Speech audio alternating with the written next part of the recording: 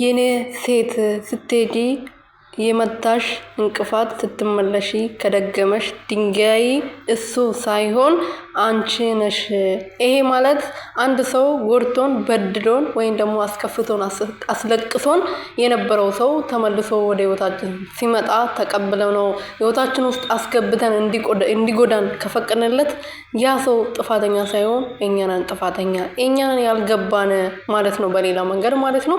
ሰላም ቤተሰቦቼ እንዴት ናችሁልኝ? እኔ ያለው እግዚአብሔር ይመስገን። በያላችሁበት ሰላማችሁ ብዝት ትርፍርፍ ይበልልኝ የኔ ውድና ወርቅ እንቁ የሆናችሁ ቤተሰቦቼ።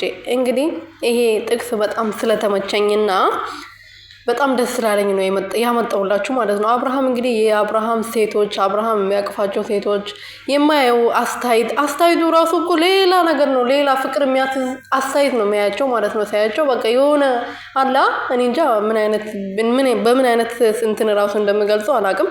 እና ሩትዬ በተደጋጋሚ ጎድቷታል፣ በድሏታል፣ አስለቅሷታል። እና እሷ ግን በተደጋጋሚ እሱን ትፈልጓለች፣ ከሱ ጋር መሆን ትፈልጋለች።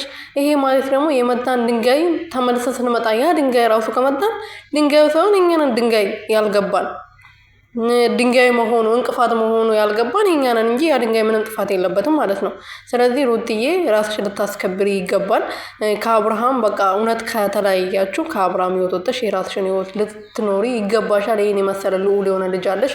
ልጅሽን እነዚህን የመሰሉ እህቶችሽን እነዚህን የመሰሉ ጀግና የሆኑ እህት አለሽ፣ ወንድሞች አሉሽ። ከነሱ ጋር ወደፊት ስራሽን እየሰራሽ ቪዲዮ እየለቀቅሽ በራስሽ ቤት መስራት እየቻልሽ ግን አሁን ዛሬ ከሱ ጋር እየተከራከርሽ ትገኛለሽ። እና ወደ ራስሽ ተመለሽ እባክሽ።